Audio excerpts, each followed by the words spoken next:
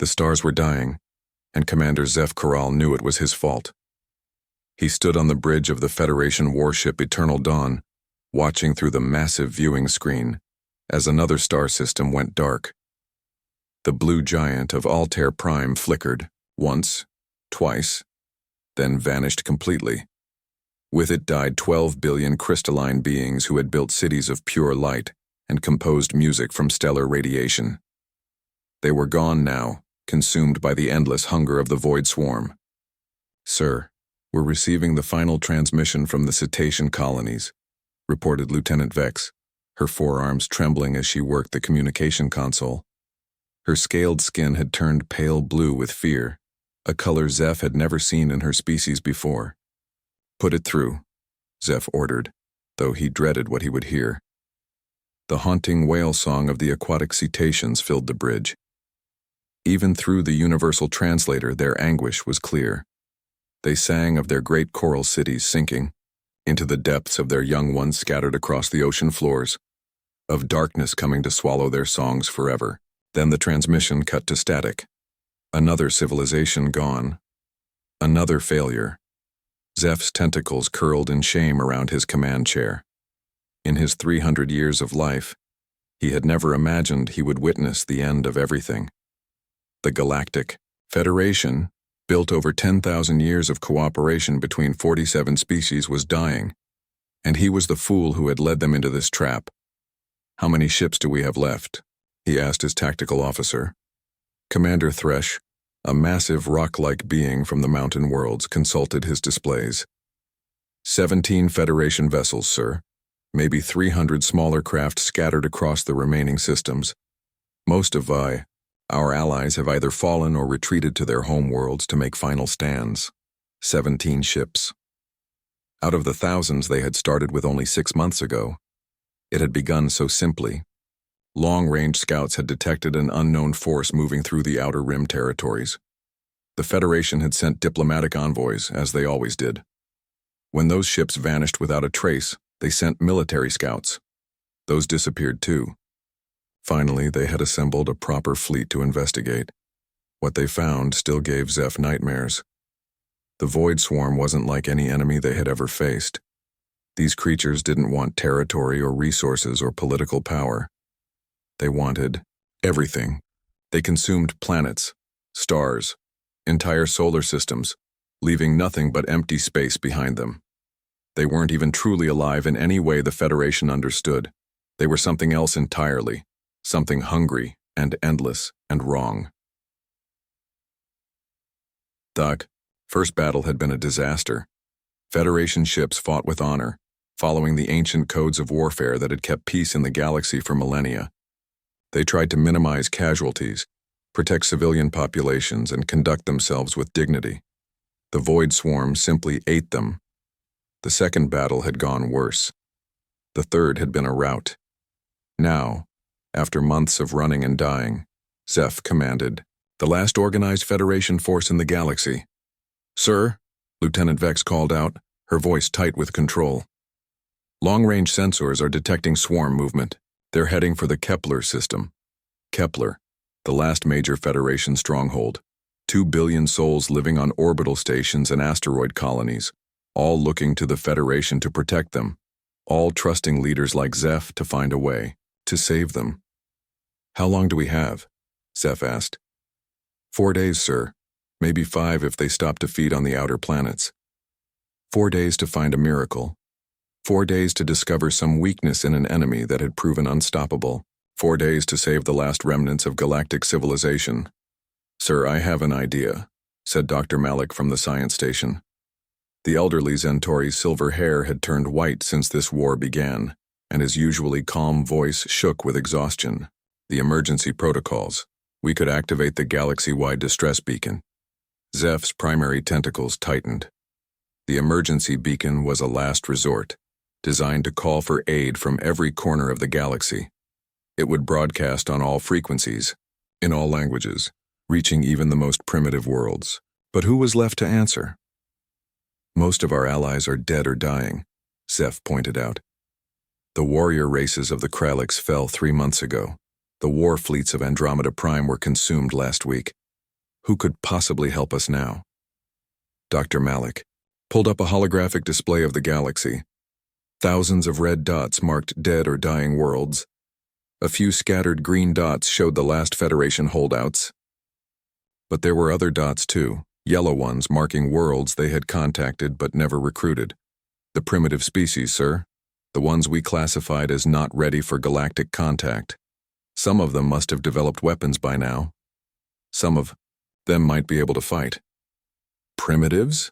Commander Thresh rumbled skeptically. What could beings with basic technology do against the swarm? I don't know, Dr. Malik admitted, but desperation makes allies of strange bedfellows. And sir, we are very desperate. Zeph studied the display. Among the yellow dots was a small blue world in an unremarkable system. Sol 3, their files called it, though the inhabitants called it something else. Earth. They had observed these humans for decades, noting their rapid technological development, but dismissing them as too violent and primitive for Federation membership. Too violent. Perhaps that wasn't a weakness after all. Do it, Zeph ordered. Activate the beacon, send it on all frequencies, all languages. Tell them what we face, tell them we're dying, tell them we need help. What do we offer in return? Asked Lieutenant Vex. Everything, Zeph said simply. Full Federation membership, our complete technological database, citizenship for their entire species, whatever they want, if they can help us survive this. The beacon charged with a deep humming sound that seemed to resonate through the ship's hull. Then, with a brilliant flash of energy, it launched into space, racing towards subspace relay stations that would carry the message to every corner of the galaxy. The bridge fell silent as they waited. In the distance, another star flickered and went dark. 50 light-years away, Dr. Helen Martinez was working the night shift at the SETI facility in New Mexico when every receiver in the building suddenly screamed to life. The computers, designed to detect the faintest whispers from space, nearly overloaded as a massive signal flooded their sensors. What the hell? Helen muttered, rushing to her console. The signal was impossibly strong, impossibly complex. It was clearly artificial, clearly intelligent, and absolutely unlike anything they had ever detected. As the computers worked to decode the transmission, Helen called her supervisor, then the department head, then finally the director. Within an hour, half the facility was crowded around her workstation, watching as the message slowly became clear. It was in English. Perfect, formal English, though something about the grammar suggested it had been translated from another language. The message was simple and terrifying. To all sapient species capable of receiving this transmission, the Galactic Federation faces extinction. An enemy force of unknown origin is systematically destroying all life in our galaxy. Billions have died, entire civilizations have been consumed. We are the last organized military force capable of resistance, and we are failing. We request immediate military assistance from any species capable of interstellar travel and warfare. In exchange, we offer full technological partnership, Federation, membership, and any resources we possess. Time is running out.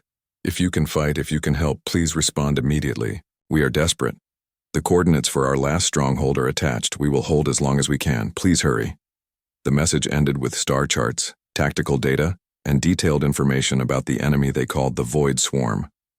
The description made Helen's blood run cold. These weren't conquerors or invaders. They were something far worse. They were hungry. Within 6 hours, the message had reached the highest levels of government. President Jake Coleman sat in the Oval Office at 3 a.m, surrounded by military advisors and scientists, all staring at the same impossible transmission. Is this real? He asked quietly. Dr. Martinez, who had been hastily flown to Washington, nodded grimly. The signal is definitely extraterrestrial. The physics checks out. The astronomical data matches our observations. Sir, I believe this is genuine. General Lisa Torres leaned forward. Mr. President, even if it's real, what can we do? We barely have the technology to reach Mars. How are we supposed to fight an intergalactic war? Maybe we can't, admitted Admiral Rick Barnes. But Maybe that's not the point. These Federation people, they sound civilized, peaceful. They're fighting by rules, trying to minimize casualties, preserve life. He paused, looking around the room. That's not how humans fight wars. President Coleman understood. Humanity had spent thousands of years perfecting the art of violence. They had weapons the peaceful Federation probably couldn't imagine. More importantly, they had warriors forged in conflicts that had no rules, no mercy, no limits except victory or death. If we do this, he said slowly, if we answer their call, we're not just joining their war, we're bringing our war to them. The room fell silent as everyone considered what that meant. Finally, Admiral Barnes spoke. Sir, they're desperate, they're dying, and they asked for help. He looked directly at the president. When has America ever ignored a call for help? Colonel Danny Price had seen enough war to last 3 lifetimes, but he had never seen anything like this. The Pentagon's underground briefing room buzzed with activity as military leaders from every branch scrambled to understand what they were facing. Holographic displays showed star charts, alien ship designs, and tactical reports that read like science fiction nightmares. In the center of it all sat a simple message that had changed everything. An alien cry for help that had reached across the galaxy. Ladies and gentlemen, General Torres announced to the assembled officers, we have 72 hours to put together an expeditionary force. The eggheads say it will take at least that long to retrofit our ships with the alien technology they're sending us. Danny studied the faces around the room. These were good soldiers, experienced officers who had served in conflicts across the globe. But this was different. This wasn't about protecting American interests or fighting human enemies. This was about saving an entire galaxy from something that didn't even seem to be alive. What kind of numbers are we looking at? Asked Colonel Betty Hunt, the Pentagon's top strategic planner. The Federation is requesting immediate military assistance, General Torres replied. They're not asking for a specific number, but given the scale of their losses, I'd say we need to send everything we can spare. Everything we can spare won't be enough, Danny said quietly. The room turned to look at him. I've been reading these reports for 6 hours. This void swarm has destroyed civilizations that had weapons we can't even imagine. They've eaten entire star fleets. What makes us think our conventional forces will do any better? Admiral Barnes stepped forward. Because we're not conventional, Colonel. The Federation fights by rules. They try to minimize casualties, protect civilians, conduct honorable warfare. We know how to fight dirty. Danny nodded slowly. The Admiral was right, but it went deeper than that. Humanity had something the peaceful Federation species lacked. They had made monsters of themselves, and some of those monsters were very good at their job. I want volunteers only, Danny announced. But not just any volunteers. I want the people who understand what we're really being asked to do here. Over the next 24 hours, word spread through military channels worldwide. Not officially, of course. Officially, this was a classified joint training exercise. But soldiers talk. And the right kind of soldiers were listening. Staff Sergeant Maria Santos was cleaning her rifle in her barracks at Fort Bragg when her commanding officer found her. She had served 3 tours in urban warfare zones, places where the rules of engagement became suggestions and survival became an art form. When he explained what they needed, she didn't hesitate. When do we leave? She asked. Captain Tony Walsh was living in a cabin in Montana, trying to forget the things he had done as a Navy SEAL. The mountains were quiet, peaceful, everything his life had not been for 20 years. When the call came, his first instinct was to hang up. He had paid his dues, served his time, earned his quiet retirement. But then he remembered what it felt like to be the person others called when the monsters came calling. I'll be there in 12 hours, he told them. Lieutenant, Amy Foster was supposed to be on medical leave, recovering from injuries sustained during the siege of Damascus. She had been flying combat missions for 8 years and her record was flawless. More importantly, she understood how to think like prey when you were actually the predator. The call found her in a hospital bed in Germany. She hung up, called a taxi, and checked herself out against medical advice. But the most interesting volunteers came from unexpected places. Dr. Kevin Moore worked at a quiet psychiatric facility in Virginia, helping veterans deal with combat trauma. His patients trusted him because he understood their pain, their guilt, their nightmares. What they didn't know was that Dr. Moore had his own nightmares, memories of his previous career as a special operations interrogator. He had been very good at getting information from people who didn't want to give it. When the recruitment officer found him, Dr. Moore was in the middle of a therapy session with a young Marine who couldn't sleep because he kept seeing the faces of people he had killed. "Doctor," the officer said quietly, "we need someone who understands how to break minds instead of healing them."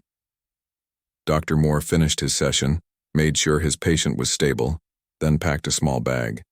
He left a note for his replacement and disappeared into the military transport system. Nurse Claire Bell had spent 5 years in field hospitals, saving lives in conditions that would have broken most people. She knew human anatomy better than most doctors, understood exactly how much damage a body could take and still function. What made her valuable wasn't just her medical knowledge, but her understanding of how that same knowledge could be used in reverse. The recruitment was more direct in some cases. At ADX Florence, the Supermax prison in Colorado, 3 particular inmates received very unusual visitors. Marcus Cole had been serving a life sentence for war crimes committed during the resource wars in Africa. He had been a tactical genius, able to coordinate complex military operations across multiple theaters. The fact that those operations had involved the systematic destruction of civilian infrastructure to deny resources to enemy forces had landed him in prison, but it had also made him exactly the kind of person they needed now. "You want me to fight aliens?" he asked through the reinforced glass of the visitation room. "We want you to fight monsters," the recruitment officer corrected. "And we want you to win by any means necessary." Nina Gray had been a mercenary leader, before her capture, commanding a private military company that operated in the gray areas between legal and illegal warfare. She understood logistics, strategy, and most importantly, she understood how to make hard choices when lives were on the line. "What's in it for me?" she asked. "Full pardon, clean record, and the chance to use your skills to save billions of lives, instead of ending them." She agreed immediately. The strangest recruitment of all was Dr. Patricia Vance, a biochemist who had been convicted of developing illegal weapons for a terrorist organization. Her expertise in biological and chemical warfare had made her one of the most dangerous people on Earth. It also made her invaluable for fighting an enemy that consumed biological matter. Within 48 hours, they had assembled a team of 500 volunteers. They weren't the heroes the Federation expected. They were mechanics who understood how to break things, doctors who knew how to cause pain instead of healing it, soldiers who had learned to fight without rules in wars that had no winners. Colonel Hunt looked over the roster and felt a chill run down her spine. "Danny, are you sure about this? Some of these people are genuinely dangerous." "That's the point," Danny replied. "The Federation is fighting an honorable war against an enemy that doesn't understand honor. They need people who understand that sometimes to protect innocence you have to sacrifice your own." The training began immediately. Federation technology arrived in pieces, transmitted through quantum communication arrays that the aliens had hastily established. Human engineers worked around the clock to adapt the alien weapons and ships to human use. What they discovered was troubling. Federation weapons were designed to disable, not destroy. Their ships prioritized defense and evacuation over offensive capability. Their tactics assumed that enemies would follow basic rules of engagement. "It's like they've never fought a real war," observed Tony Walsh as he examined an alien rifle. "This thing has a stun setting but no kill setting." "We can fix that," replied Maria Santos, already taking the weapon apart to see how it worked. The modifications began immediately. Stun weapons became lethal ones. Defensive shields were reconfigured to channel energy into offensive systems. Ships designed for evacuation were retrofitted with human weapon systems that prioritized destruction over capture. Dr. Moore worked with the intelligence team to analyze everything they knew about the Void Swarm. What he found was fascinating and terrifying. The creatures operated as a hive mind, sharing experiences and memories across vast distances, They had never encountered real psychological warfare because no civilized species had ever tried it. They're not just vulnerable to physical attack, he explained to the assembled team leaders. They're vulnerable to trauma. If we can hurt them psychologically, damage their shared consciousness, we can do more than just kill individual units. We can make them afraid. Nina Gray studied the tactical reports and shook her head in disbelief. The Federation has been fighting them like they're soldiers. But they're not soldiers, they're a force of nature. You don't fight a hurricane by being polite to it. So how do we fight them? Asked Amy Foster. Marcus Cole answered from across the room. Like humans. We make them understand that attacking us costs more than leaving us alone. We don't just beat them, we make them afraid to try again. The modifications continued. Human weapons were integrated with alien technology, creating hybrid systems that no civilized species would have imagined. Medical equipment was converted into torture devices. Communication systems were modified to broadcast psychological warfare instead of diplomatic messages. Most importantly, they selected their personnel carefully. Commander Zeph Corral felt his hope dying as he watched the human ships approach Kepler Station. The vessels were crude by Federation standards, patched together with what looked like primitive metal plating and basic energy systems. They moved in formation, but not the elegant ceremonial patterns that civilized species use to show respect and honor. These ships moved like hunters, spreading out to cover maximum space while keeping weapons trained on potential threats. Are these really the reinforcements? Asked Lieutenant Vex, her scaled skin turning a worried shade of purple. They answered our call, Zeph replied, though privately he shared her concerns. These humans had traveled across the galaxy to help them, but they looked more like scavengers than saviors. The lead human ship requested permission to dock. Its commander identified herself as Admiral Susan Gray, speaking in the flat, emotionless tone that humans apparently used for military communication. There was something unsettling about her voice, something that made even the predatory Kralix warriors shift uncomfortably. When the humans came aboard Kepler Station, Zeph's first impression was disappointment. They were smaller than most Federation species, lacking the natural armor of the Kralix or the crystalline strength of the Altarians. They moved quietly, efficiently, but without the ceremonial dignity that marked true warriors. Admiral Gray was a woman in her 50s, with gray hair and cold blue eyes that seemed to catalog every detail of the station. She carried herself with absolute confidence, but there was something unsettling about the way she looked at people, as if she was measuring them for weaknesses. Commander Corral, she said, extending her hand in the human greeting gesture. Thank you for trusting us with this responsibility. Thank you for coming, Zeph replied, though he wondered what exactly these primitive beings could do against an enemy that had destroyed the galaxy's most advanced civilizations. The human delegation was small, but diverse. Colonel Danny Price looked like a standard military officer, competent but unremarkable. Staff Sergeant Maria Santos was a compact woman whose eyes held the kind of alertness that came from surviving dangerous places. Captain Tony Walsh moved with the fluid grace of a natural predator, though he appeared completely relaxed. But it was the others who made Zeph uncomfortable. Dr. Kevin Moore looked like a harmless academic, but something in his manner suggested he understood things that most beings preferred not to think about. The woman introduced as Nina Gray, apparently no relation to the Admiral, studied the station's layout with the focused attention of someone planning an attack rather than a defense. We need to understand your tactical situation, Admiral Gray said without preamble. Show us everything you know about the enemy. For the next several hours, Zeph and his staff briefed the humans on 6 months of devastating warfare. They explained how the Void Swarm attacked in waves, overwhelming defenders through sheer numbers.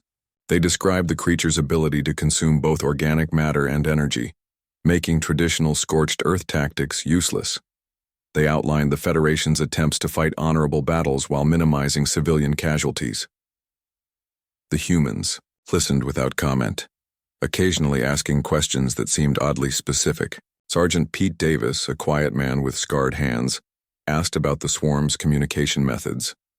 Dr. Moore inquired about captured specimens and whether any psychological analysis had been attempted. Captain Walsh wanted to know about the enemy's response to different types of damage. "What are your rules of engagement?" Davis asked suddenly. The question caught Zeph off guard. "Rules of engagement? What are you not allowed to do?" Colonel Price clarified. "What methods are forbidden? What tactics are considered unacceptable?" "Well," Zeph began uncertainly, "we follow the Galactic Warfare Convention. We don't target civilians. We don't torture prisoners. We don't use weapons designed to cause unnecessary suffering. We fight to protect life, not to destroy it." The humans exchanged glances that made Zeph's skin crawl. It was the look that predators shared when they spotted prey that didn't understand how dangerous its situation had become. "That's going to be a problem," Admiral Gray said quietly. "I don't understand," Zeph replied. Dr. Moore leaned forward, his mild academic manner unchanged despite the coldness in his eyes. "Commander, you're fighting a force that wants to consume every living thing in the galaxy. They don't follow your rules. They don't care about your conventions. They don't even understand the concept of mercy. But you're still trying to fight them like civilized beings." "We are civilized beings," Lieutenant Vex protested. "Yes," Nina Gray said, with something that might have been sympathy. "That's why you're losing." The briefing continued with the humans asking increasingly disturbing questions. They wanted to know about the swarm's psychological responses to different stimuli. They asked about the creatures' social structure, their communication networks, their capacity for fear. Most disturbingly, they asked about the Federation's willingness to accept collateral damage if it meant stopping the enemy. "We don't accept collateral damage," Commander Thresh rumbled. "Every life is precious." "Even enemy lives?" asked Marcus Cole, speaking for the first time. The man was clearly dangerous, moving with the controlled violence of someone who had killed many times and felt no regret about it. "Yes," Zeph said firmly, "even enemy lives. We fight to defend ourselves, not to commit genocide." "Then you'll lose," Cole said simply, "and everyone dies anyway." That night, Dr. Moore requested access to the Federation's captured Void Swarm specimens. Zeph was reluctant, but the humans had traveled across the galaxy to help them. He granted permission, assigning Dr. Malik to supervise the examination. What happened in that laboratory over the next 6 hours horrified the Federation observers. Dr. Moore didn't just study the captured creatures. He experimented on them, using techniques that violated every principle of ethical research.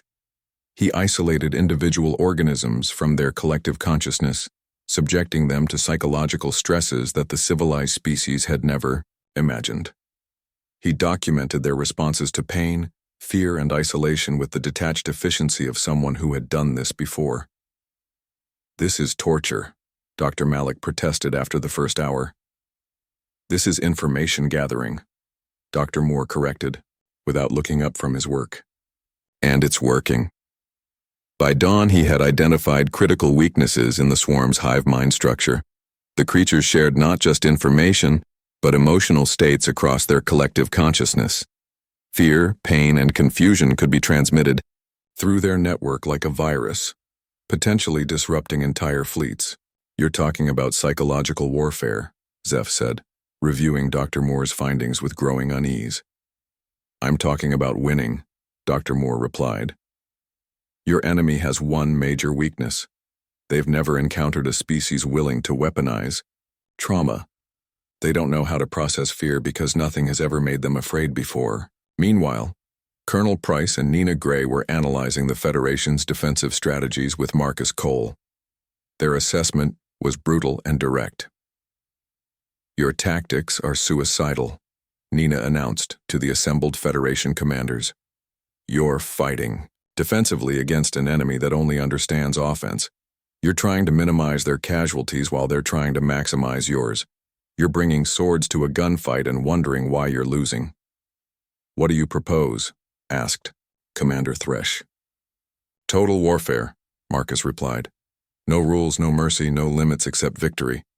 We don't just fight to defend ourselves, we fight to make them understand that attacking us costs more than leaving us alone." "That's barbaric," Lieutenant Vex whispered. "That's survival," Colonel Price said firmly, And right now it's the only option you have left. The debate continued through the night, with Federation officers arguing for maintaining their principles even in the face of extinction, while the humans calmly explained why those principles would get everyone killed. The argument was settled when the proximity alarms began screaming. "Void swarm contact," reported the station's tactical officer. "Massive force approaching from the outer system. Estimated arrival in 6 hours." Zeph looked at his displays with growing despair. The approaching force was enormous, easily 10 times larger than anything they had faced before. His 17 ships wouldn't last 20 minutes against that kind of overwhelming assault. "Admiral Gray," he said quietly, "we can't win this battle using conventional tactics." "I know," she replied. "That's why we're not going to use conventional tactics." "What are you proposing?" Admiral Gray looked around the command center, her cold eyes taking in the terrified Federation officers, the primitive human equipment, and the tactical displays showing certain doom approaching from space. "We're going to show the Void Swarm what happens when you threaten something that Earth has decided to protect," she said. "But I need you to understand something first. After today, you may not want us as allies anymore. What we're about to do will save your people, but it will violate every principle of civilized warfare you hold dear." "We're desperate," Zeph admitted. "Desperate enough to let us do whatever it takes to win?" Zeph thought of the billions of lives depending on this battle, the civilizations already consumed by the endless hunger of the Void Swarm, the children who would never grow up if they failed here. The Void Swarm came at them like a black tide of death, just as they always had. Commander Zeph Corral watched from Kepler Station's command center as thousands of enemy vessels poured out of hyperspace, their twisted organic hulls pulsing with dark energy. The creatures moved in perfect coordination, a single mind controlling countless bodies spreading out to surround the station like they had surrounded so many other worlds. "Standard attack pattern," reported the tactical officer, his voice tight with controlled fear. "They're forming encirclement formations, preparing for mass assault." It was exactly what they expected. The Void Swarm always fought the same way, overwhelming their enemies through sheer numbers and relentless aggression. In 6 months of warfare, they had never shown creativity, never adapted their tactics, never needed to. "Human vessels are moving," Lieutenant Vex announced, her voice puzzled, "but they're not taking defensive positions." Zeph looked at the tactical display and felt his blood run cold. The 17 human ships weren't forming a defensive line around the station. Instead, they were spreading out in what looked like random directions, moving away from each other and away from the people they were supposed to protect. "What are they doing?" demanded Commander Thresh. "They're abandoning us." But Admiral Gray's voice came over the communication system, calm and deadly. "Federation forces, maintain position around the station. Do not engage the enemy directly.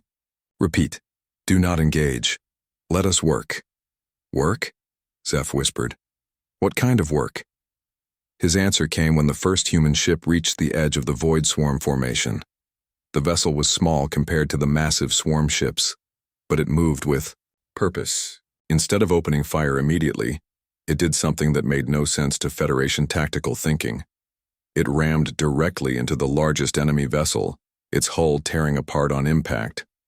"They're committing suicide," shouted Dr. Malik. But the explosion that followed wasn't suicide. It was art.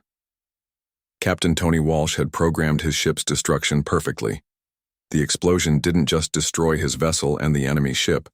It was timed to cause maximum psychological impact, designed to create a specific pattern of light and sound that would be transmitted through the swarm's collective consciousness. The effect was immediate and terrifying. Every swarm creature in the fleet suddenly stopped moving, their coordination broken as an alien emotion flooded their shared mind. Confusion. They had never seen an enemy destroy itself to hurt them. They didn't understand sacrifice for tactical advantage. "Now," Admiral Gray commanded. The remaining human ships struck like wolves attacking a confused herd. But they didn't attack to destroy ships or capture territory. They attacked to cause fear. Staff Sergeant Maria Santos commanded the human vessel. "Vengeance. a converted cargo ship packed with explosives and psychological warfare equipment. She didn't target the swarm's most dangerous vessels. Instead, she went after their communication ships, the nodes that connected the hive mind across the fleet. But she didn't destroy them cleanly. She used weapons specifically designed to cause maximum suffering, keeping the communication vessels functional but flooding their networks with the screams and terror of dying swarm creatures. Every death became a shared trauma, every injury a collective wound. "What are they doing to them?" whispered Lieutenant Vex, watching as swarm ships began moving erratically, their perfect coordination breaking down into chaos.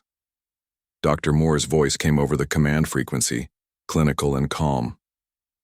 "We're introducing them to psychological warfare. The swarm shares experiences through their collective consciousness. Every trauma, every moment of fear, every death becomes part of their shared memory. We're not just killing their ships, we're teaching them to be afraid." The human attack continued with surgical precision. Lieutenant Amy Foster flew her fighter craft directly into enemy formations, not to engage in dogfights, but to create specific patterns of destruction that would be most traumatic to witness. She targeted swarm creatures in ways that left them alive but damaged, broadcasting their pain across the collective network. Marcus Cole commanded a heavy assault ship that he used, like a scalpel rather than a hammer. He identified key nodes in the swarm's formation and attacked them in sequence, each strike calculated to cause maximum disruption to their coordination. But he didn't just destroy the targets, he disabled them, left them floating in space where their distress signals would continue to flood the network with panic. "This is barbaric," Commander Thresh rumbled, but his voice held fascination as well as horror. "This is effective," Colonel Price replied from his command ship. "For 6 months, you've been fighting an enemy that doesn't understand fear, pain, or loss because no one has ever made them experience these things. We're giving them an education." The education continued as the human ships pressed their attack. But their tactics were unlike anything the Federation had ever seen. They didn't fight to win territory or destroy enemy forces. They fought to break the enemy's will to fight. Nina Gray's ship, Nightmare, specialized in what she called terror tactics. She would disable a swarm vessel, board it with a small team, and then systematically eliminate the crew in ways designed to cause maximum psychological trauma to any creatures connected to their consciousness. Every death was broadcast live across the swarm's communication network. "They're not just fighting them," Dr. Malik observed with growing horror and admiration. "They're teaching them that attacking humans has consequences that go beyond simple death." The psychological warfare reached its peak when Dr. Moore implemented his most devastating strategy. Using the Federation's communication arrays, he began broadcasting directly into the swarm's collective consciousness. But instead of trying to communicate with them, he was implanting artificial memories, false experiences designed to create doubt and confusion. The swarm creatures suddenly found themselves remembering defeats that had never happened, experiencing deaths they had never died, feeling emotions they had never evolved to process. Their perfect unity began to fracture as individual units started questioning the reliability of their shared experiences. "Their formation is collapsing," reported the tactical officer, his voice filled with disbelief. It was true. The Void Swarm, which had never retreated, never shown uncertainty, never displayed anything except relentless aggression, was falling apart. Ships began moving in random directions as their crews lost faith in the collective guidance. Some vessels simply stopped moving entirely, their crews paralyzed by the flood of conflicting emotions and false memories. But the humans weren't finished. As the swarm's coordination broke down, the real predators emerged. Sergeant Pete Davis commanded a ship designed specifically for what the humans called cleanup operations. As confused swarm vessels drifted helplessly in space, his team boarded them systematically. But they didn't kill the crews immediately. Instead, they captured key individuals, isolated them from the collective consciousness, and subjected them to interrogation techniques that violated every principle of civilized warfare. The information they gathered was transmitted back to Dr. Moore, who used it to refine his psychological attacks. Every captured memory, every extracted fear, every broken mind became a weapon to use against the collective consciousness. They're turning the enemy's own experiences against them. Zeph realized with growing amazement and horror. They're using the swarm's greatest strength as their greatest weakness. The battle, if it could still be called that, continued for 3 hours. By the end, the massive Void Swarm fleet that had approached Kepler Station with confident aggression was reduced to a scattered collection of traumatized survivors fleeing in random directions.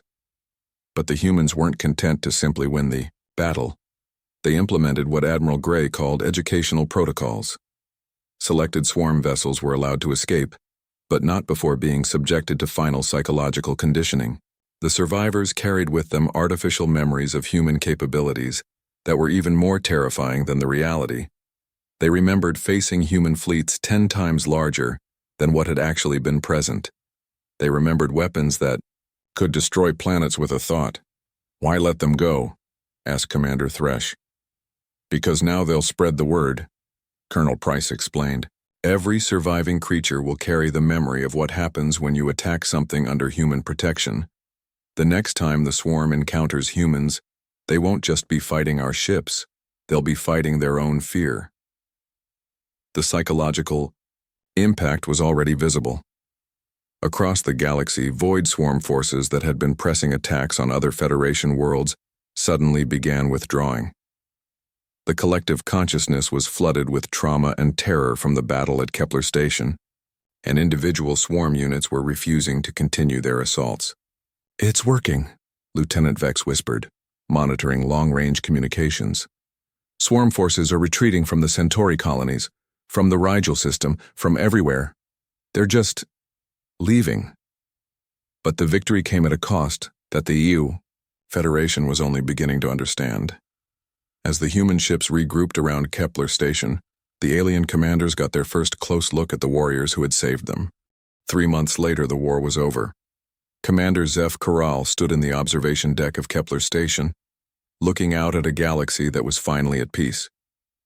The Void Swarm had not been destroyed completely, but they had been broken so thoroughly that they fled to the empty spaces between galaxies, carrying their trauma with them like a wound that would never heal. The cost of victory was visible everywhere. Entire star systems bore the scars of the final human campaign, where Colonel Danny Price and his volunteers had pursued the retreating swarm forces with relentless efficiency. They had not simply defeated the enemy, they had made sure the enemy would never forget what happened when they threatened something under human protection. "The final reports are in," Lieutenant Vex announced, her scales now a healthy green color for the first time in months. "All remaining swarm forces have retreated beyond the galactic rim. Long-range sensors detect no hostile activity in any Federation system." Zeph nodded, but felt no joy in the victory. The galaxy was safe, but the price of that safety weighed heavily on his conscience. The human ships were docked at the station, preparing for what Admiral Susan Gray had called the final debriefing. But Zeph suspected this meeting would be more of a goodbye than a celebration. The humans had saved them all, but in doing so, they had revealed something about themselves that made even their allies uncomfortable. The conference room was crowded with Federation representatives from across the galaxy. Species that had been enemies for centuries sat side by side, united by their shared experience of being saved by creatures they didn't entirely trust. The Kralix war leaders sat next to peaceful cetacean diplomats. The crystalline beings of Altair Prime, their cities rebuilt from the ashes, shared space with the rock-like mountain dwellers of Thresh Prime. Admiral Gray entered the room with her usual calm confidence, followed by the core group of humans who had orchestrated the victory. Colonel Price looked tired, but satisfied.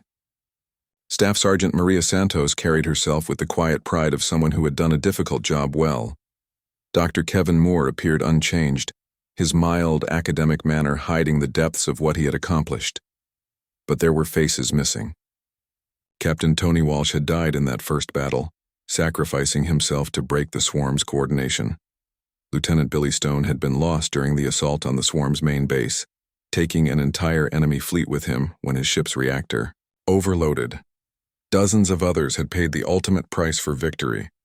"Ladies, gentlemen, and honored beings," Admiral Gray began, "we're here to discuss the future of human Federation relations, now that the immediate threat has been eliminated." "Before we begin," interrupted Elder Corax of the High Council, I think we all need to acknowledge what you've done for us. You came when we called for help. You saved billions of lives. You defeated an enemy that we could not face alone. For this, the entire galaxy owes you a debt that can never be repaid. There were murmurs of agreement around the room. Despite their discomfort with human methods, no one could deny the results. However, Elder Corax continued, we must also address the methods you used to achieve this victory. The systematic torture of prisoners, the psychological warfare, the deliberate traumatization of enemy forces. These actions violate every principle of civilized warfare that the Federation has upheld for 10,000 years. Admiral Gray nodded calmly. Yes, they do. Don't you feel any regret for what you've done? Asked Ambassador Turl of the Cetacean colonies. Dr. Moore answered instead of the Admiral. Regret is a luxury we can't afford, Ambassador. We did what was necessary to save lives. If the price of your children's safety was our moral purity, then it was a price worth paying. But at what cost to yourselves? Pressed Dr. Malik, the Federation scientist who had watched the humans work with horrified fascination. How do you live with what you've become? Maria Santos spoke up from across the room. The same way we lived with what we were before we came here, Doctor. We carry the weight so others don't have to. That's not an answer, protested Commander Thresh. It's the only answer we have, Colonel Price said quietly. You called for help, and Earth sent the people who understand that sometimes good people need bad people to do terrible things for them. We volunteered to be those bad people so you could stay good. The room fell silent as the implications sank in. These humans hadn't just fought their war. They had sacrificed their own moral purity to preserve the Federation's innocence. What do you want from us now? Asked Elder Corax. Full Federation membership, advanced technology, positions of power and authority? Admiral Gray smiled, but it wasn't a pleasant expression. Nothing. Nothing? Most of us don't want your technology. We certainly don't want positions of authority over civilized beings. As for Federation membership, that's a complicated question. She stood and walked to the large window showing the stars beyond. You see, we've created a problem. The galaxy now knows that humans exist and that we're very good at violence. Some of your people will want us as allies. Others will see us as a threat that needs to be eliminated. Either way, we've changed the balance of power just by existing. Dr. Moore pulled up a holographic display showing communication intercepts from across the galaxy. We've been monitoring your long-range communications. 17 different species have inquired about hiring human mercenaries for various conflicts. 23 others have started weapons development programs specifically designed to counter human psychological warfare tactics. And at least 6 civilizations are seriously considering preemptive strikes against Earth. You're saying your victory has made you enemies, observed Lieutenant Vex. We're saying our victory has made us what we always were, Nina Gray corrected. Dangerous. The difference is that now everyone knows it.